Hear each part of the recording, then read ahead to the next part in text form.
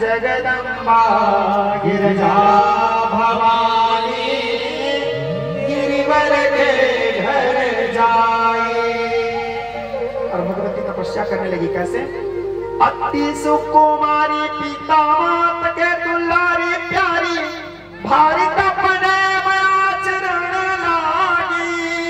अति सुकुमारी पिता मात के दुलारी प्यारी भारी तपने आचरण लागी। ओ गौरी शिव की आराधना करने लागे। ओ गौरी शिव की आराधना करने लागे। ओ गौरी शिव की आराधना करने लागे। ओ मैया शिव की आराधना करने लागे। तप की अनोखे रे सहज विमला प्रीत। तप की अनोखे रे सहज विमला प्रीत। शिव जी के हिय को हरण लागी। शिव जी के हिय को हरण लागी। तपस्या का असर तो सबके ऊपर होता है। तपस्या कर रही है, प्रेम कर रही है, प्रेम की पराकाष्ठा। मैया जगदम्बा के अंदर भी केवल एक ही भाव। क्या भाव? अपने कांत बिन कुछ अच्छा नहीं लगता।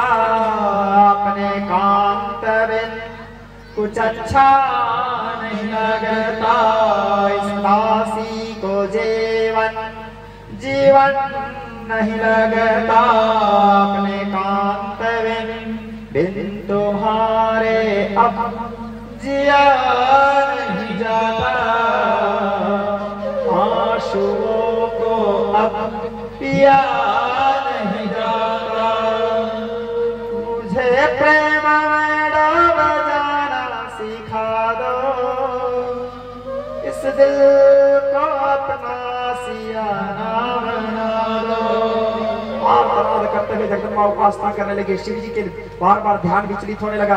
अब देवता लोग विचार के भोले बाबा तो ध्यान में बैठे होंगे, वैराग्य के चरम सीमा में हैं। तो उस काल में तारकासुर नाम के असुर था, घोर अत्याचार करता था।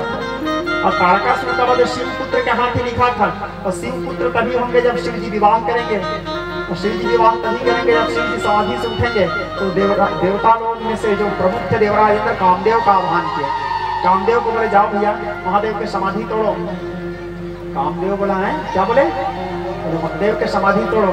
कामदेव बोला तुमने कोई नहीं पुलिस मरवाए बार बोले देखो तो बोले।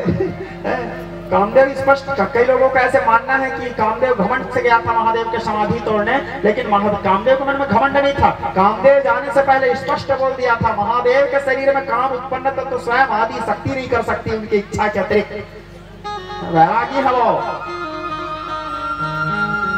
तक्षार तक्षमाला भृगुदि भवानंद हरे ब्रह्मांड भीतर काम कृत कौतुकायम।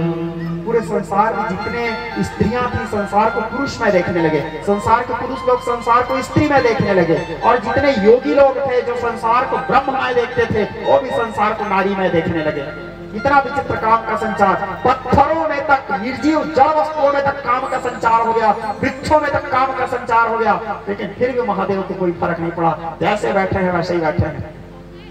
धीर मनस्वी धीर तापस्वी बैठा विचल ध्यान लगाए। वैरागी पे कोई प्रभाव नहीं है। एक ऋतु आए एक ऋतु जाए। वृष्टि भीगाए ना धूप सुखाए। पवन से न डोले वे सबको हराए।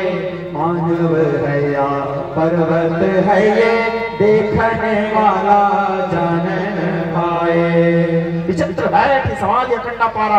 अनेक प्रकार के प्रयास करने के बाद भी जब भगवान शंकर का समाधि नहीं टूटा तो उसी समय माता पार्वती को बोले तुम जाओ उसके चरण को छूना, क्योंकि नारी का स्पर्श उनके शरीर में आवश्यक है लगता है बोले। अब भगवती को भेजे। भगवती जाके जैसे उनके चरणों को सहलाने लगी, कामदेव आम पर वृक्ष में चढ़ करके कामवाण का संचार किए। महादेव के हृदय पटल में मारे। जैसे भगवान महादेव के हृदय में कामवाण मारे, भगवान महादेव चक्के नेत्र खोले। जैसे नेत्र खोले कामदेव जल के सामने भस्मीभूत।